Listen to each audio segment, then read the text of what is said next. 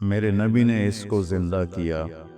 بیچ کے زمانوں میں یہ نہیں تھی، اس کو میرے نبی پاک صلی اللہ علیہ وسلم نے زندہ فرمایا، اور آپ اپنے عید کے موقع پر دو جانور ذبح فرماتے تھے، دو دمبے، ایک امت کے لیے اور ایک اپنے لیے۔ سبحان، ایک امت کے لیے، ایک اپنے لیے۔ ابراہیم علیہ السلام سے یہ سلسلہ کیسے شروع ہوا؟ ابراہیم علیہ السلام کون ہیں، ان کی ہستی کیا ہے؟ ابراہیم علیہ السلام وہ نبی ہیں جن پر ساری امتوں کا اتفاق ہے۔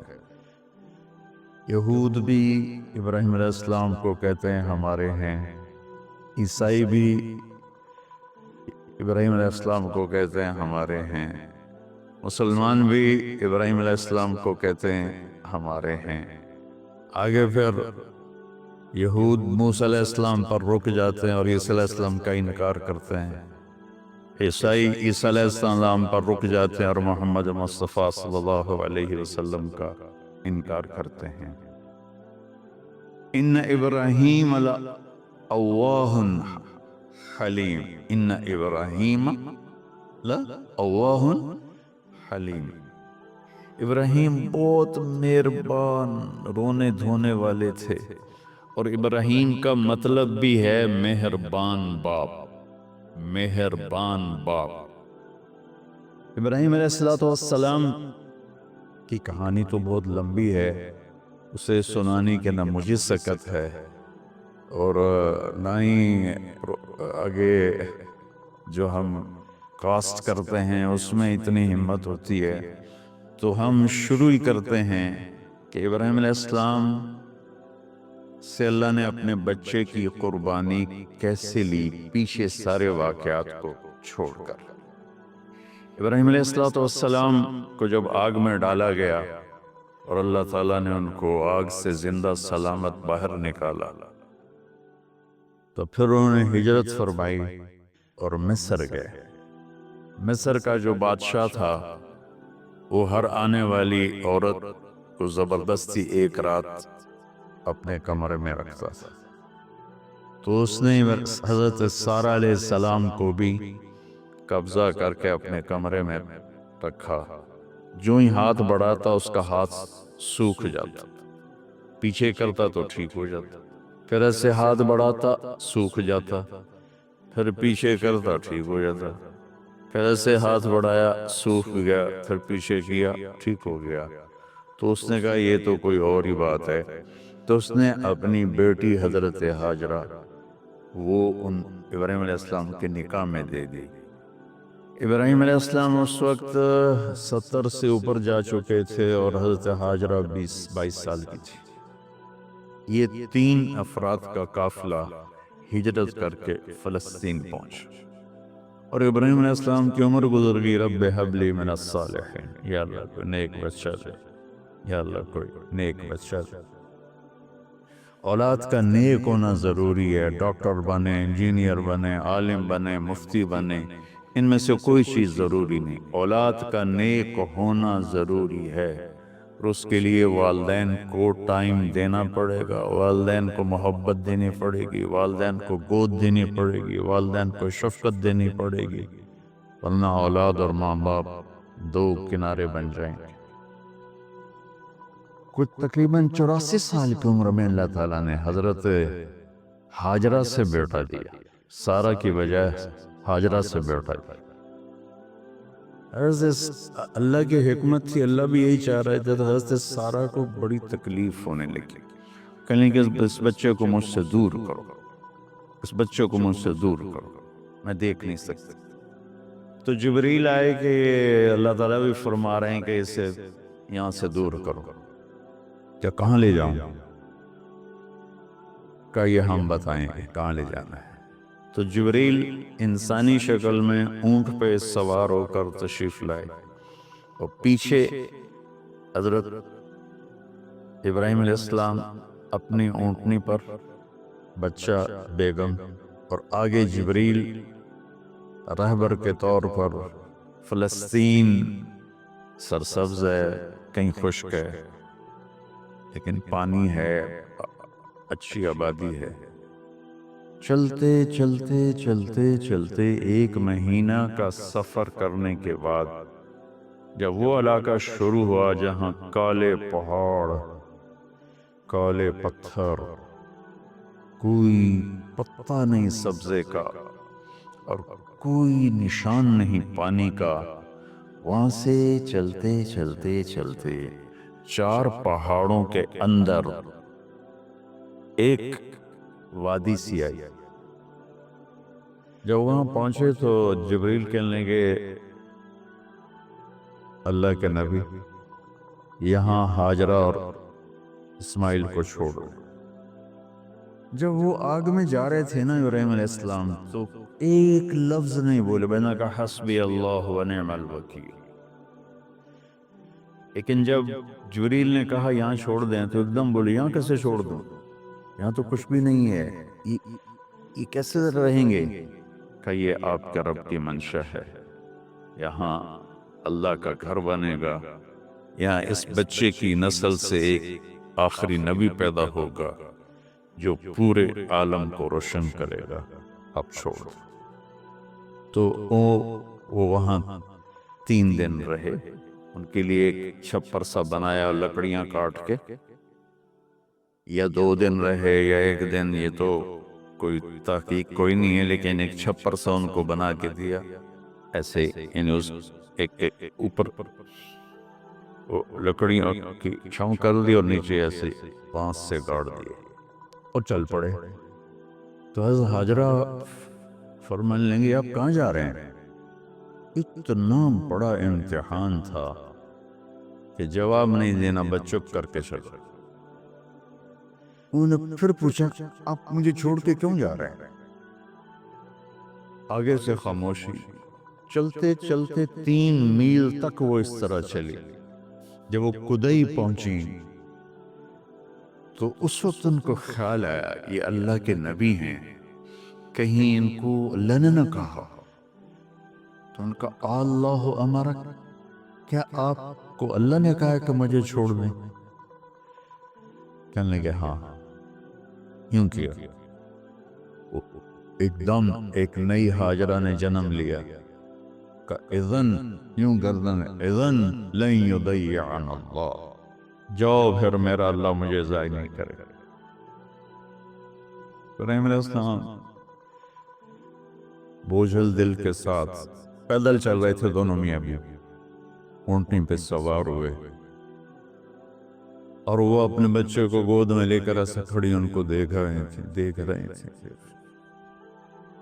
یہ کوئی مہینے کے لیے نہیں جا رہے تھے، پتہ نہیں ہے کہ واپس آئیں۔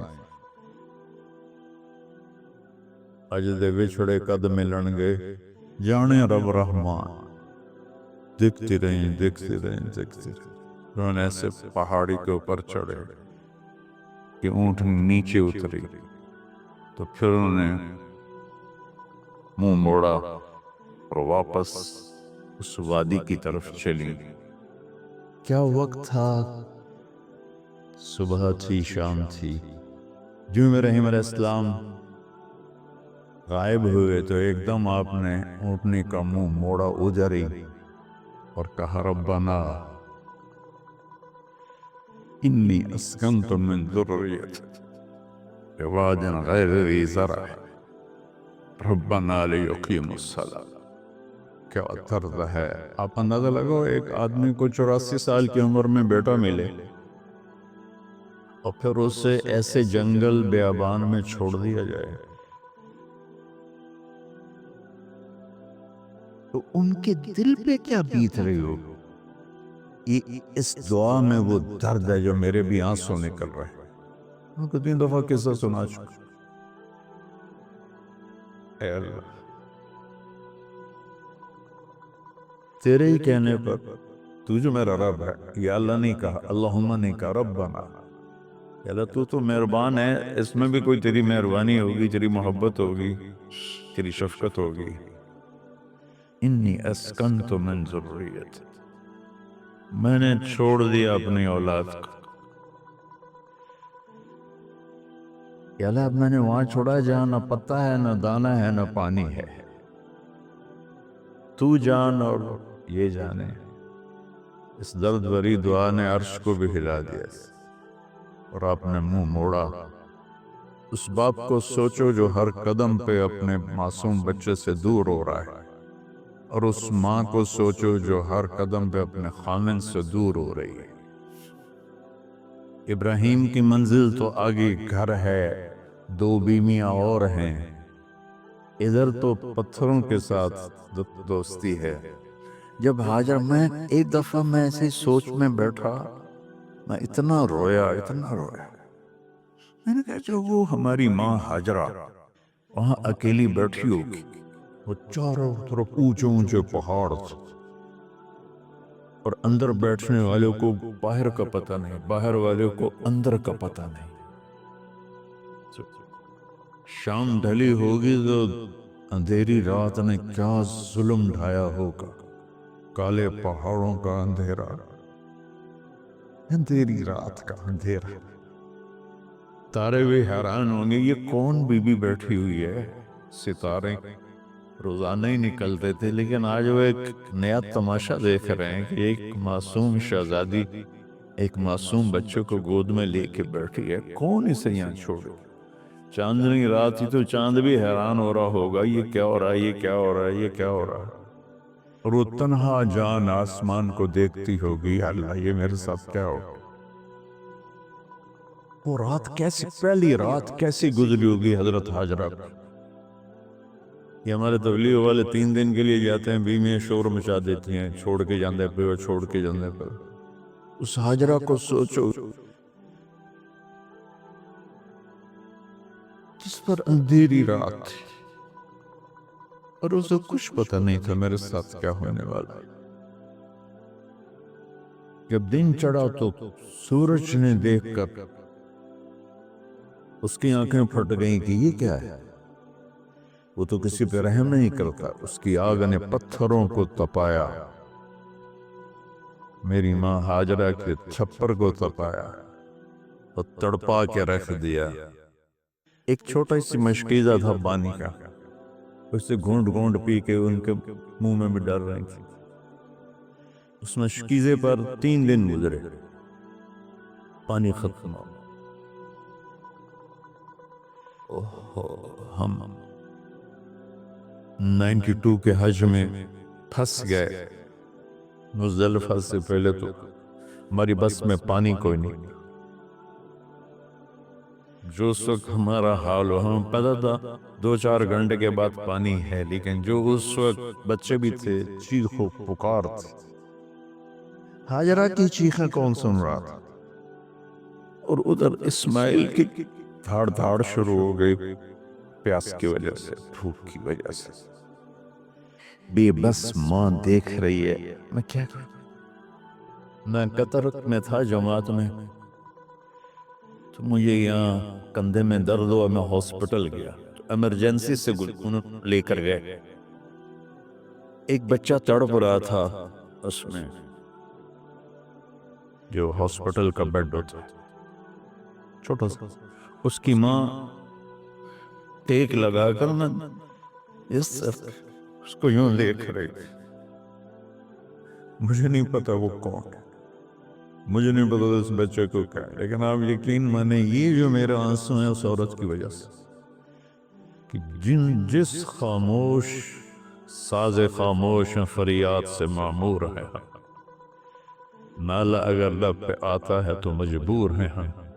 جس طرح وہ ماں ساز خاموش تھی اور اس کے چہرے پر درد پکار رہا تھا، میں صرف ایسے گزرتے گزرتے اس کو دیکھا، اور میں آج رو رہا ہوں 15 سال کا قصہ یاد کر۔ تو ہاجرہ کے چہرے کو کون پڑھنے والا تھا؟ کون سی ایمرجنسی وارڈ میں بیٹھی تھی؟ کون اس کے لیے کہہ رہا تھا میں پانی لاتا ہوں، کھانا لاتا ہوں؟ موت تھی دونوں ماں بیٹے۔ تو یہ بے قراری میں صفا مروہ کی دوڑ لگائی، انہیں پتا تھا کچھ نہیں ہے، انہیں معلوم تھا کچھ نہیں ہے، لیکن وہ اس کو تڑپتے دیکھ نہیں پا رہے، تو بھاگی صفا پہ چڑھی، ادھر دیکھ ادھر دیکھ، صبح دیکھا لمحہ دیکھا، ڈٹھی دل کو دیواں ٹیکا، سجن ملسم کے مر پوسا۔ یہ ہماری سرائکی کا شاعری ہے۔ مشرق دیکھتی ہوں، مغرب دیکھتی ہوں، دائیں بائیں دیکھتی ہوں، کوئی ہے میری فریاد سننے والا۔ یہ حالت تھی اس وقت ام اسماعیل کی۔ نیچے اتری جہاں وہ ٹیوب لائٹس آتی ہیں، وہاں وہ نیچے ہو گئے اور بچہ غائب ہو گیا، تو دوڑ لگا تھا۔ مصر کی شہزادی اور مکے کے نوکدار پتھروں کے اوپر دوڑ رہی تھی۔ جب بچہ نظر آیا پھر آہستہ اٹھی، پھر مروہ پہ چڑھی، پھر صفا پہ چڑھی، پھر مروہ پہ چڑھی، پھر صفا۔ مجھے لگتا ہے صفا مروہ بھی رو رہے ہوں گے اور مکے کے پہاڑ بھی رو رہے ہوں گے، سورج بھی اس وقت رو رہا ہوگا۔ آخر وہ مروہ پہ تھک کے گر گئے۔ یہ نہیں کہ انہیں 7 چکر لگانے تھے، 7ویں چکر کے بعد ان کی ہمت جواب دے گئی، وہ گر گئی اور ان کا جینا چاہا کہ میں بچے کو اپنے سامنے مرتا دیکھوں، اس لیے وہیں گر گئی کہ میں اتھے مر جاؤں وہ اتھے مر جاؤں۔ پھر ایسے حسرت بھری نظروں سے یوں دیکھا، مر گئے کہ نہیں؟ تو وہاں ایک آدمی کھڑا تھا، پھر مردہ جسم میں پھر جان آ گئی۔ پھر انہوں نے اپنے آپ کو اٹھایا اور دوڑ لگائی۔ پہنچی تو آدمی غائب تھا اور ایڑیوں سے پانی نکل رہا تھا۔ اتنے چکر کیوں لگوائے، پہلے ہی نکال دے۔ عاشق ہوں میں عشق کماں میں، دل رکھیں وانگ پہاڑاں ہو، سہ صدیاں ہزار غلام میں، کر جانے باغ بہاراں ہو۔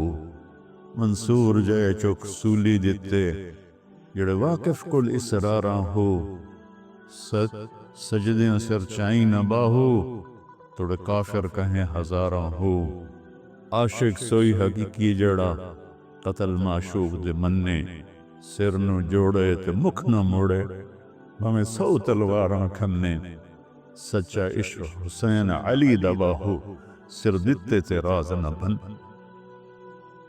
کوئی ابراہیم کا گلہ نہیں، شکوہ نہیں۔ یہ 7 چکر اور تڑپ اور درد، اس کے بعد پانی کیوں نکالا، پہلے کیوں نہیں نکالا؟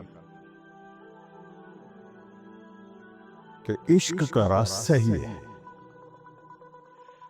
میرے گھر کے راستے میں کوئی کہکشاں نہیں ہے، راستہ عشق اشقا سے۔ اشقا کہتے ہیں آکاس بیل جو درخت کو چمڑ جاتی پیلی، تو وہ درخت اس کا ایسا عاشق ہوتا ہے، سب کچھ اس کو کھلا کے خود خوش ہو کے جل کے بالن بن جاتا ہے۔ اس سے اشقا ہے کہ عشق ایسی چیز ہے، عشق تے آتش دوہیں برابر، اتے عشق دا تاؤ تکھیڑا، آتش ساڑے کخت کنیرا، عشق ساڑے دل جڑا۔ خواجہ غلام فرید صاحب کی شاعری سنا رہا ہوں۔ عشق میں بھی آگ ہے اور لکڑی میں بھی آگ ہے۔ لکڑی کی آگ خس و خاشاک کو جلاتی ہے اور عشق کی آگ دل کو جلا کے برباد کر دیتی ہے۔ یہ دنیا میرے بھائی بہنوں امتحان کی جگہ ہے، ہم اسے جنت بنانا چاہتے ہیں، ہم یہاں اپنی مرضیاں پوری کرنا چاہتے ہیں۔ اللہ کی قسم، اللہ کی قسم، اللہ کی قسم، جس نے اپنی مرضی پہ چلنا شروع کیا وہ تباہ ہو گیا، جو اللہ رسول کی غلامی کے دائرے میں آیا وہ کامیاب ہو گیا۔ دیکھا تو پانی ابل رہا ہے، ابل رہا ہے، ابل رہا ہے، فوارے مار رہا ہے۔ تو اس وقت عبرانی لینگویج تھی تو ان کا زمزم زمزم، ٹھہر جا ٹھہر جا ٹھہر جا۔ وہ نیچے زور، اللہ کو بھی یہی منظور تھا، وہ نیچے زور۔ میرے نبی نے فرمایا اگر میری ماں زمزم نہ کہتی تو پورے عرب کو یہ پانی سیراب کر دیتے۔ اور آپ حیران ہوں گے، آج کل تو بہت زیادہ ایڈوانس ہے سائنس، تو سعودی گورنمنٹ نے کہ یہ اس کا سورس کیا ہے، یہ پانی کہاں سے آ رہا ہے، طائف تک ساری زمین کو کھنگالا، کوئی اس کا پیچھے سے لنک نہیں۔ کہیں چشمہ ہوتا ہے نا تو پیچھے لنک ہوتا ہے، کہیں سے پانی نکل ہوتا ہے پیچھے سے لنک ہوتا ہے، زمزم کا کوئی لنک نہیں۔ جو ہی موٹر چلاتے ہیں تو 8-9 جھرنے ہیں، سوراخ، وہاں سے پانی ابل ابل کے آنا شروع ہو جاتا ہے، اور جو ہی موٹر بند کرتے تو وہ جھرنوں کا پانی بند ہو جاتا ہے۔ اس میں نہ مچھر ہے، نہ اس میں کوئی کیڑا ہے، نہ کوئی مکوڑا ہے، پاک صاف پانی، زمزم زمزم۔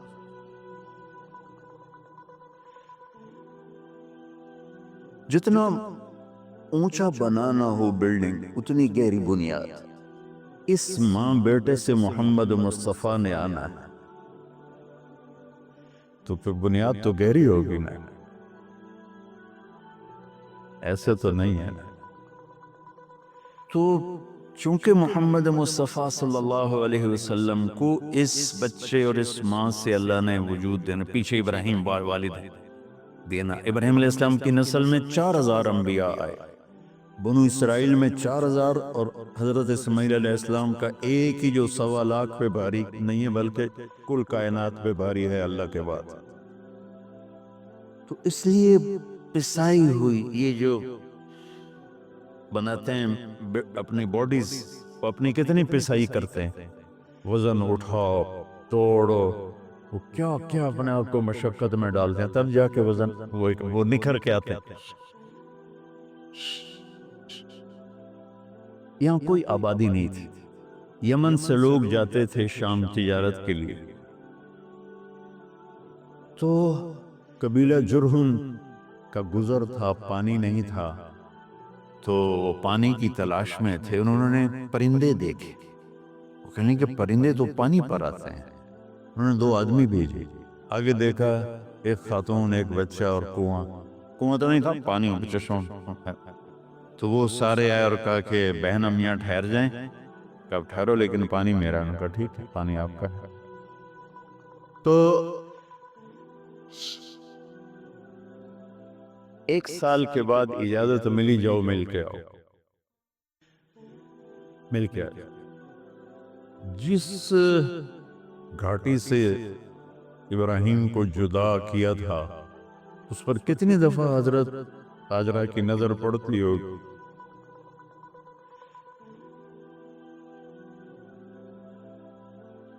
اگر آپ اس کو فیل کریں تو یہ قصہ بیان ہی نہیں ہو سکتا،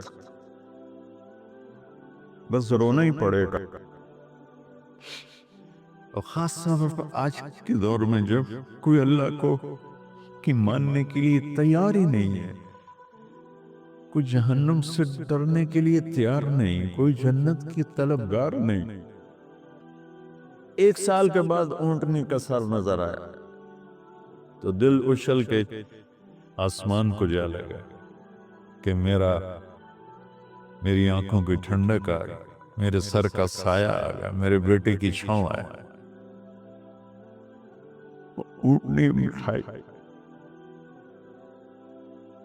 کہاں تشریف لائی، کہنے کہ اترنے کا حکم نہیں ہے، صرف ملاقات۔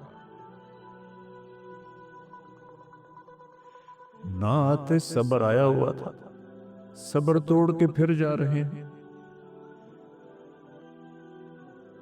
اف نہیں کی آہ نہ کر لبوں کو سی، زخم پہ زخم کھا کے جی، اپنے جگر کا لہو پی، آہ نہ کر لبوں کو سی، عشق ہے دل لگی نہیں، سینے پہ تیر کھائے جا، آگے قدم بڑھائے جا، یعنی زبان حال سے کہہ دے اس کے ہاں ستائے جا۔ کوئی شکوہ گلا نہیں ہے، یہ کیا ملنا ہے، نہ آتے وہیں بیٹھے رہتے۔ کہنے لگے اچھا بچہ گود میں دے دو، سینے سے لگا پیار کی، بہتے آنسو بچے کے رخسار پہ گرے، بچوں کو پتہ نہیں کون ہے۔ کہنے لگی اجازت ہے آپ کا سر دھو دوں، منہ دھو دوں، پاؤں دھو دوں، ہاتھ دھو دوں، یہ پانی پاک ملا ہے۔ ٹھیک ہے واپس۔ فلما بلغ معه السعی، جب وہ بچہ بھاگنے دوڑنے لگا، دل میں اتر گیا، نظروں کو بھا گیا، تو خواب آنے شروع ہوئے، قیمتی چیز قربان کرو، دنیا کتنی بکریاں قربان کر دیں، پھر خواب آیا قیمتی چیز قربان کرو، پھر گائے قربان کر دیں، عدد مجھے یاد نہیں ہے، پھر خواب آیا قیمتی چیز قربان کرو، اونٹ قربان کر لیے، پھر خواب آیا قیمتی چیز قربان کرو، تو پھر خیال آیا کہ یہ اسماعیل کی طرف اشارہ ہے۔ 1500 کلومیٹر، ایک مہینے کا اونٹ کا سفر ہے، چھری لے کر ایک باپ بچے کو ذبح کرنے جا رہا ہے، اس مہینے کے ہر منٹ میں، ہر سیکنڈ میں اس کے دل پہ کیا گزر رہی ہوگی، کس لیے جا رہا ہے؟ ساری دنیا پھرتے ہیں، جب گھر واپس آنے کا ہوتا ہے تو خوش ہو رہے ہوتے ہیں کہ پاکستان جا رہا ہے، پاکستان۔ کتنی دفعہ اللہ نے دنیا پھرائی، یہ اور اس باپ کی عمر 92 سال ہو چکی، 92 سال مولانا صاحب، اس کی اونٹنی کے قدم کے ساتھ نہیں، ہر سیکنڈ کے ہر کروڑویں حصے میں ابراہیم کا دل پھٹتا ہوگا کہ اس معصوم بچے کو ذبح کیسے کروں۔ اللہ کی مان کے دکھا،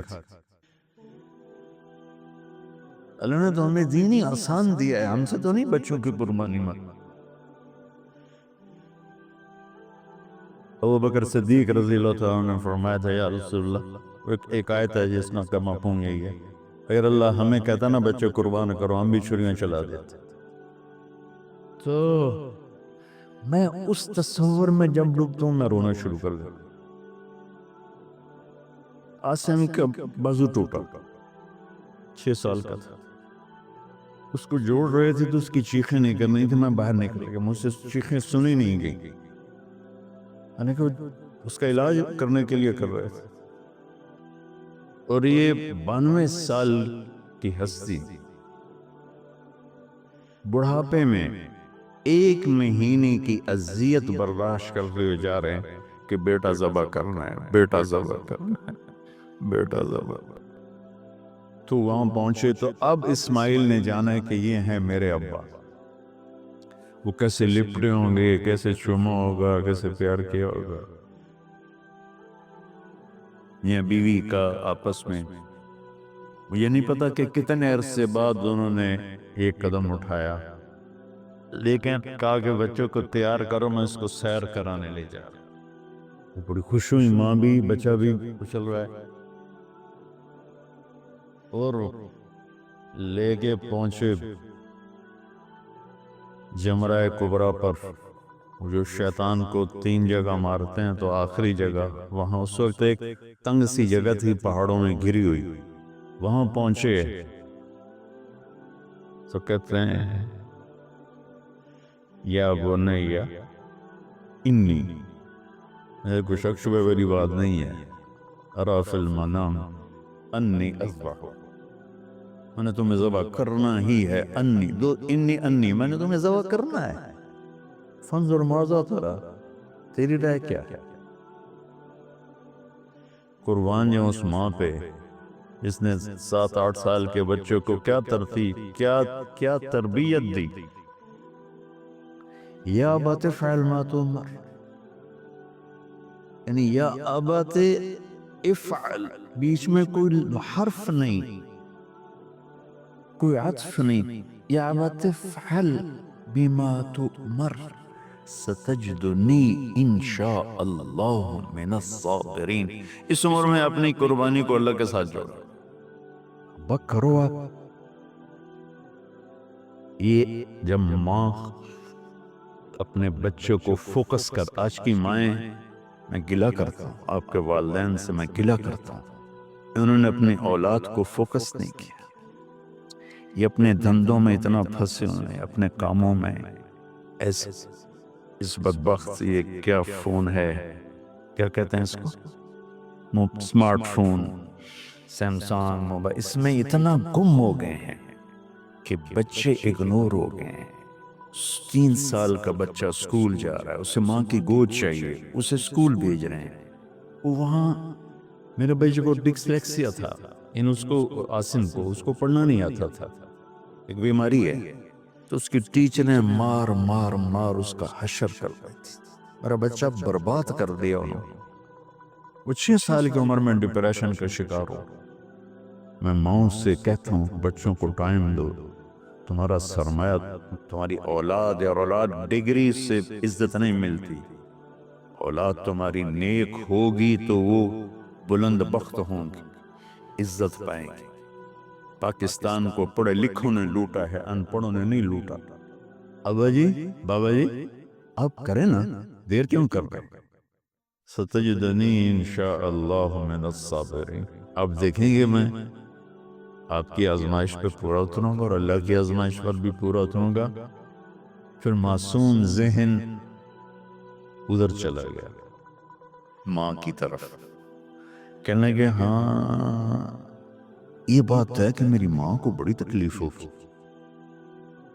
تو اس لیے نا اپنا کرتا اتارا، کہا بابا جی یہ کرتا آپ میری ماں کو دے دیں، وہ جب مجھے یاد کرے گی میرا کرتا دیکھ لے، اور آپ نے مجھے یہیں دفن کرنا ہے، ادھر نہیں لے جا، اور آپ بھی احتیاط کریں، مجھے الٹا اٹھائیں، اللہ للجبین، میرا سر زمین پہ لگا ہے، گردن نہیں، تاکہ آپ کو تکلیف نہ ہو مجھے دیکھ۔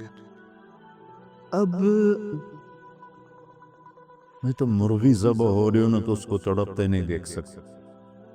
قربانی کے لیے مفتی صاحبان کہتے ہیں کہ اوپر کھڑا ہونا چاہیے، خود کرے یا اوپر کھڑا، میں نہیں کھڑا ہو سکتا، جانور جب تڑپتا ہے مجھے کچھ ہونے لگتا، میں بچوں کو بھیجتا ہوں جاؤ قربانی پہ کھڑے۔ جیسے ابراہیم علیہ السلام کا تصور کر کے میری چیخیں نکلی کہ انہوں نے جب ان کی کمر پہ گوڈا رکھا ہوگا یوں کر کے، ہاتھ باندھے، پاؤں باندھے، اور سر کے بال یوں اٹھا کے یہاں لائے ہوں گے، سر پر چھری یہاں رکھی ہوگی، کیا کیفیت، تو یوں آسمان کو دیکھ کر یا اللہ کیا تم مجھ سے ناراض ہو گیا کہ میرے دل میں اسماعیل زیادہ اتر گیا ہے؟ یا اللہ ایسا کبھی نہیں، یا اللہ یا میرا کوئی امتحان تو لے رہا ہے، یا اللہ تیرے پر سب کچھ قربان ہے، اور یوں چلائی، اور اللہ تعالیٰ نے شعیب کی کیا حیثیت ہے، اس نے چلنے سے انکار کر دیا، پھر چلائی، پھر چلائی۔ بس ایک کتابوں میں ہے تو صحیح، لیکن روایت کی کتنی حیثیت ہے وہ تو مجھے نہیں پتا، لیکن چونکہ یہ ایک تاریخی چیز ہے کہی جا سکتی ہے۔ کہتے ہیں پھر گئے اور چھری کو تیز کیا پتھر پر، تیز کر کے ابائن اور بال پکڑے۔ آسمان کے فرشتے 2 دفعہ روئے ہیں انسانی تاریخ میں، آسمان کے فرشتے 2 دفعہ روئے ہیں انسانی تاریخ۔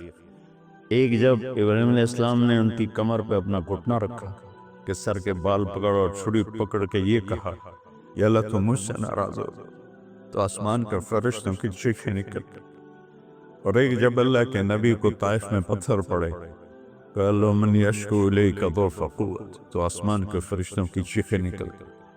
جب ہمارے نبی کو طائف والوں نے مارا اس پر یہ 2 دفعہ آسمان کے سب فرشتے روئے، تو پھر اللہ نے کہا بس نادیناہ ان یا ابراہیم قد صدقت الرؤیا انا کذالک نجزی المحسنین۔ ابراہیم تو پاس ہو گیا ہے، چھری چل گئی، آنکھوں پر تو پٹی تھی، چھری چل گئی، پٹی کھولی تو سامنے کبش تھا، دمبا اور اسماعیل اور جبریل کھڑے ہوئے تھے۔ اس جانور کی قربانی ایک علامت ہے، اس قربانی سے ایک پیغام ہے کہ اپنے غلط جذبات کو اللہ پر قربان کر۔ ہم سے اللہ نہیں کہہ رہا بچوں قربان کرو، ہم سے کہہ رہا غلط جذبات قربان کرو۔ ہم سے اللہ کہہ رہا ہے اپنے جذبات کو دبا دو جو تمہیں اللہ اس کے رسول سے دور کرتے ہیں، ان پر چھری چلاؤ۔ جو اللہ اس کا محبوب کہتا ہے ان کو کرنے کے لیے بھی اپنے جذبات پر چھری چلاؤ۔ سچ بولنے کے لیے چھری چلانی ہے تو چلاؤ اپنے جذبوں پر۔ اب اس کو پھیلا دو۔ ساری شریعت میں اللہ نے جو احل حلالا، جو اس نے کہا یہ کرنا ہے، اس کے لیے اپنے جذبات قربان کر دو۔ وحرم حراما، اور جو کہتا ہے نہیں کرنا، اس کو چھوڑنے کے لیے اپنے جذبات قربان کر دو۔ تو یہ ہے قربانی کی اصل حقیقت۔ جانور دمبے ذبح کرنا تو اس کی ایک علامت ہے، اس کی ایک علامت ہے کہ ہم میرے نبی نے حج پر 63 اونٹ ذبح کی، اپنے ہاتھ سے ذبح کی، باقی 37 حضرت علی رضی اللہ تعالیٰ عنہ علیہ السلام نے ذبح کی۔ تو بھائیو، قربانی کی اصل یہ ہے کہ ہم اللہ اس کے رسول پر اپنے جذبوں کو قربان کر رہے ہیں، اپنے جذبوں کو قربان کر رہے ہیں۔ مولانا ابوالکلام آزاد رحمۃ اللہ علیہ کا میں مضمون پڑھ رہا تھا اسی قربانی پر، تو انہوں نے فرمایا، انہوں نے لکھا، وہ خطابت اور قلم کے تو بادشاہ تھے، واقعی وہ ابوالکلام تھے۔ انہوں نے لکھا کہ اللہ نے چھری کے لیے چلنا طے کیا ہوا تھا، اللہ نے چھری کے لیے چلنا طے کیا ہوا تھا۔ جب اسماعیل کو لٹایا گیا تو اسماعیل کو کھینچ لیا، چھری کو روک دیا۔ جب میرے نبی کے والد کو حضرت عبد المطلب جب زمزم کا کنواں کھود رہے تھے تو باپ بیٹا تھے، حارث اور عبد المطلب، تو تھک کر کے ایک دن کہنے لگے، یا اللہ اگر تو مجھے 10 بیٹے دے گا نا تو میں ایک تیرے نام پہ قربان کروں گا۔ اللہ نے 15 دے دیے۔ جو وہ سارے جوان ہو گئے ان کو اکٹھا کیا، بچوں میں نے تو منت مانی تھی، تو انہوں نے کہا ابا جان آپ جس پہ ہاتھ رکھیں گے ہم تیار۔ کیا اطاعت ہے! تو کہنے لگے نہیں، میں قرعہ ڈالوں گا، جو اس زمانے کا طریقہ تھا وہ تیروں کے ساتھ۔ تو حضرت عبداللہ کا قرعہ نکل آیا، حضرت عبداللہ سب سے زیادہ محبوب، تو انہوں نے ہاتھ پکڑا، چھڑا اٹھایا۔ عمر بن عاص رضی اللہ عنہ کے والد عاص بن وائل ایک بہت بڑا کام کر گیا، وہ سامنے آگے کھڑا ہو گیا، کہنے گیا یہ کام نہیں ہوگا۔ انہوں نے کہا یہ سردار کا بول ہے، کہا آگے بھی سردار کھڑا ہوا ہے، میں یہ ظلم نہیں ہونے دوں گا۔ سارے مکے والے اس کے ساتھ ہو، عبد المطلب اکیلے رہ گئے۔ انہوں نے کہا وہ جو ہے نا قطبہ کاہنہ نجران میں، وہ جو فیصلہ کرے گی یا عصفان میں وہ مانوں گا۔ کہا چلو۔ تو عصفان یا نجران گئے قریش مکہ کے سردار، تو اس کاہنہ نے، کاہنہ عورت جیسے آج اس زمانے کی جج ہوتی تھی، مرد بھی عورت بھی، اس نے کہا کہ تم لوگ قتل کا معاوضہ کیا لیتے ہو؟ کہ 10 اونٹ۔ کہا ایسا کرو، ایک تیر پہ لکھو عبداللہ اور ایک پہ لکھو 10 اونٹ اور قرعہ ڈالو۔ اگر اونٹوں کا قرعہ نکل آئے تو جتنے اونٹ لکھے ہیں وہ ذبح کر کے عبداللہ کو چھوڑ دو، اور اگر عبداللہ کا نام نکلے تو ہر دفعہ 10 اونٹ بڑھا دو۔ تو وہ سارے بڑے خوش ہو گئے۔ تو عبد المطلب نے احتیاطاً 100 اونٹ پہلے کھڑے کر لیے صفا کے ساتھ، اور حرم شریف میں اکٹھے ہو گیا۔ وہ جو تیروں سے کرتے تھے تو الانصاب غالباً اس کو کہتے ہیں، ایسا ہی نا؟ تو وہ 10 اونٹ عبداللہ، اس نے جو پورا اندازی میں والے جو پھینکا تو نکلا عبداللہ۔ تو وہ 10 اونٹ اس نے پہلے الگ کھڑے کیے تھے تو 20 کر دی، پھر قرعہ ڈالا تو عبداللہ، پھر 10 اور کر کے 30 کر دی، پھر قرعہ ڈالا تو عبداللہ، پھر 10 اور کی تو 40 ہو گئے، پھر قرعہ ڈالا تو عبداللہ تو 50 ہو گئے، پھر قرعہ ڈالا تو عبداللہ تو 60 ہو گئے۔ مکے والوں کی آنکھیں پھٹنے لگی، پسینے آنے لگے۔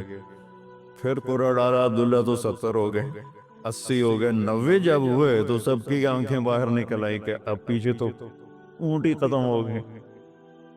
تو پھر قرعہ ڈالا 100 پر تو نکلا 100 اونٹ۔ تو سب نے نعرے لگائے، تو عبد المطلب کے لئے نہیں، میں ایک دفعہ اور کروں گا، کیا تو پھر 100 اونٹ۔ پھر سب نے نعرے لگائے کہ نہیں میں ایک دفعہ اور کروں گا، پھر کیا تو 100 اونٹ۔ تو پھر عبد المطلب نے حضرت عبداللہ کو آزاد کیا، 100 اونٹ خود ذبح کیے۔ تو ابوالکلام آزاد رحمۃ اللہ علیہ فرماتے ہیں دوسری دفعہ وہ چھری چلنے لگی حضرت عبداللہ پر۔ ایک واقعہ بھی اس کے ساتھ عجیب ہے۔ آپ بازار میں جا رہے تھے حضرت عبداللہ، تو سامنے سے ایک پہلی کتابوں کی عالم عورت آ گئی۔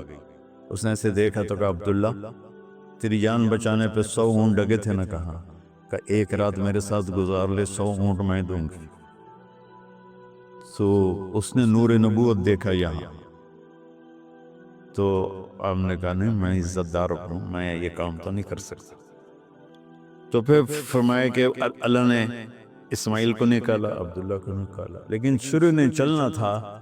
جب حسین کی باری آئی تو اللہ نے شروع کو کہا چلو، اور وہ کاٹتے چلی گئی گاجر مولی کی۔ میرے نبی کی ساری نسل دباؤ، کتنا کہا اذکرکم فی اہل بیت، اذکرکم فی اہل بیت، اذکرکم فی اہل بیت۔ صرف 60 سال بعد امت نے 82 سمیت 72 انسان ذبح کرتے کہ جنازے میں نہ پڑھنے۔ اقبال نے کہا تھا نا قتل حسین اصل میں مرگ یزید ہے، اسلام زندہ ہوتا ہے ہر کربلا کے بعد۔ اللہ سے محبت کرو، اللہ کے نبی سے محبت کرو، اللہ کے نبی کے گھرانے سے محبت کرو، اللہ کے نبی کے صحابہ سے محبت کرو، اللہ کے نیک بندوں سے محبت کرو۔ عید قربان کا فلسفہ ہے اللہ اس کے رسول کی اطاعت پہ قربان ہو جانا۔ عید قربان کا فلسفہ ہے اللہ اس کے رسول کی اطاعت میں اپنے جذبات پہ چھری چلا دے۔ عید قربان کا فلسفہ ہے اللہ اس کے رسول کی اطاعت کے سامنے گردن کو جھکا دینا، اور اس کے لیے جس بھی کڑے امتحان سے گزرنا۔ ہم اللہ نہ کرے ہم امتحان نہیں مانگتے، یا اللہ نہیں مانگتے، یا اللہ نہیں مانگتے، عافیت عافیت۔ تو میرے بھائی بہنوں، ہم اللہ کی بارگاہ میں جھکیں، ہم اللہ کی بارگاہ میں جھکیں، اس کے رسول کی بارگاہ میں جھکیں، تاکہ ہمارا یہ جہان بنے وہ جہاں